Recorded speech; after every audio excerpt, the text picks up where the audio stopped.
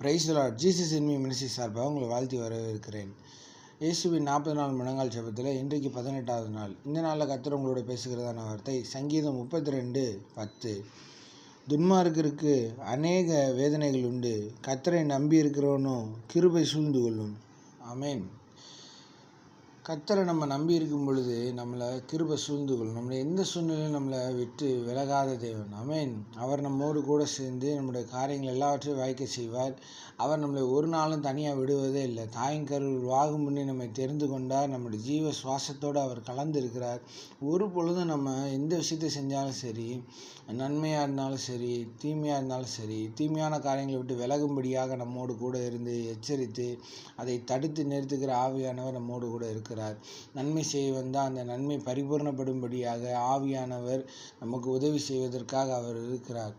அப்போது துன்மார்க்கருக்கு எப்படி அநேக துன்பங்கள் வரும் அப்படின்னு சொன்னால், அவன் தன்னுடைய திறமையை நம்புவான், சுற்றி இருக்க மனுஷங்களை நம்புவான், அதுக்கு உண்டான பிரச்சனைகளையும் அவன் சந்திப்பான். அவன் எவ்வளோதான் யோசித்தாலும் எல்லா பேர்டன் அவனுக்கு மேலே தான் இருக்கும். ஆனால் கர்த்தரை நம்பி இருக்கிற நமக்கோ அவரோட கிருபை சூழ்ந்து கொள்றதுனால வேலை நம்மளுக்கு அதிகமாக இருக்காது. ஏன்னா நமக்காக யாவையும் அவர் செய்து முடிக்கிற தேவனாக இருக்கிறார். ஆமேன். நம்ம கையிட்டு செய்கிற எல்லா காரியங்களும் தேவன் நம்மோடு கூட இருக்கிறார். நம்மோடு கூட செஞ்சு எல்லா காரியங்களையும் செய்து முடிப்பார். நம்மளுடைய பங்கை மாத்திரம் செஞ்சால் போதும். அவரை துதித்து ஆராதித்து பாடி நம்முடைய பங்கை நம்ம நிலைநாட்டினா போதும். அவர் எல்லாவற்றையும் பார்த்துக்கொள்வார். ஜெயமோ கர்த்தரால் வரும். அதான் கிறிஸ்தவர்கள் எதை செய்தாலும் அவங்க ஜெயிக்கிறாங்க. ஏன் அப்படின்னா கடவுளோட செய்கை அந்த இடத்துல இருக்கும். நிச்சயமாக பார்த்தோன்னா நம்ம செய்கிற ஒவ்வொரு விஷயங்களும் நீங்கள் நல்லா நோட் பண்ணி பாருங்கள். நல்லா பிரயாணம் பண்ணி போகும்போதும் சரி, வீட்டுக்கு வரும்போதும் சரி, வீட்டில் ஒரு சின்ன விஷயம் செய்யும்போதும் சரி, ஆண்டவரோட ஆசீர்வாதம் இல்லை அப்படின்னா, அவரோட கிருபை நம்ம மேலே இல்லைன்னா நம்ம செய்கிற ஏதாவது வாய்க்கும்னு நினைக்கிறீங்களா? நம்மளோட திறமையில் நம்ம எல்லாத்தையும் செஞ்சு முடிக்கிறோம்னு நினைக்கிறீங்களா? ஒவ்வொரு நாளும் ஒவ்வொரு நிமிஷமும் அவர் கிருபை நம்மளை சூழ்ந்து கொள்ளுது. அவருடைய அன்பு நம்மை சூழ்ந்து கொள்ளுகிறதுக்காண்டி தேவனுக்கு நன்றி செலுத்துங்க. இருதயத்தின் ஆழத்திலிருந்து நன்றி செலுத்துங்க. அதாவது நீங்கள் நன்றி செலுத்துறது நன்றி அப்படின்னு சொல்லி சும்மா வாயில் சொல்லக்கூடாது.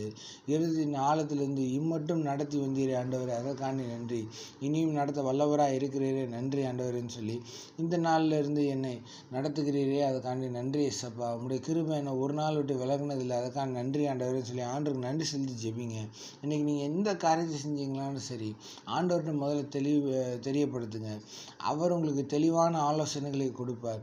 அவரோடு சேர்ந்து நீங்கள் செய்யும் பொழுது எந்த காரியத்தையும் நீங்கள் தோற்று போக மாட்டீங்க. எந்த காரியங்களை நீங்கள் செய்யணும், எந்த காரியங்களை செய்யக்கூடாதுன்றத ஆண்டவர் உங்களை கைட் பண்ணி கொண்டு போவார். நீங்கள் நிச்சயம் உங்களோட காரியங்களை நீங்கள் ஜெயிப்பீங்க. ஆமேன். கர்த்தர் உங்களோட நிச்சயம் பேசுவார். நாம் ஜெபிப்போமா? அன்பின் பரலோக தகப்பனே, இந்த நல்ல வேலையை நன்றி செலுத்துக்கிறோம்ப்பா. அப்பா, இந்த காலை வேலையில் கர்த்தர் நீர் எங்களோட பேசினதுக்காக நன்றி செலுத்துக்கிறோம்.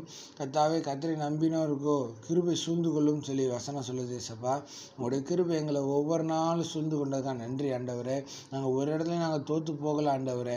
ஆனால் அப்படியே நாங்கள் தோற்று போயிருந்தாலும் அப்பா, உங்களுடைய கிருபையினால் எங்களை மீண்டும் அந்த இடத்துல ஜெயிக்க வைத்தீரே, அதை காண்டி ஸ்தோத்திரம் ஆண்டவரே. ஏசப்பா, உங்களுடைய கிருபையினால் எங்களை பிஸ்னஸில் எல்லாவற்றிலும் ப்ராஃபிட் கிடைக்க கிருபை செய்தீரே, ஸ்தோத்திரம் ஆண்டவரே.